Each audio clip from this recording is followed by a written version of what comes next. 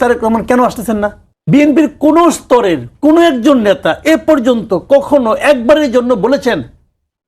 কেউ বলেছেন? কেন বলেন নাই? এটা আমার কাছে শোভন মনে হয় না। উনি তো আমাদের লিডার কেন দেশে আসেন না? উনি যদি বলেন যে আমি নিরাপত্তা বোধ করি না, সেটা আপনি বলেন।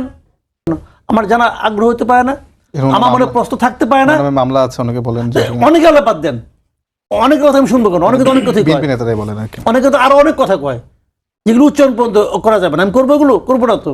ওনার দল কি ব্যাখ্যা দিচ্ছে? ওনার দল এইভাবে কোনো ব্যাখ্যা দেওয়ার প্রয়োজনীয়তা মনে করে না। কেন মনে করে না? ওনার দলকে এসে মানুষকে মানুষ মনে করে না? আপনি আমাকে বুঝান ভাই, কেন মনে করে না? আমি জানতে চাই। ধরেন আমি বিএনপির খুব একটা ভক্ত, আমি জানতে চাই আমার নেতা কেন 1 বছর ধরে আসে না।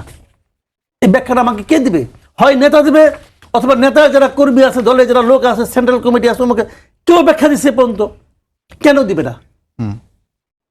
বিএনপির জন্য কিন্তু দেশের জনগণ না, দেশের জনগণের জন্য বিএনপি।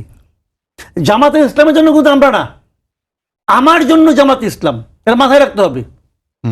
তো সেই বিবেচনা উনি আসছেন না। তারপরেও আমি মনে করি ডক্টর ইউনূসের সঙ্গে একটা মিটিং হয়েছে, ডক্টর ইউনূসের আমি বলবো উনি এই জন্য 2 মার্ক কম পাবেন, এই যে ওনার উচিত হয় নাই 1 নম্বর।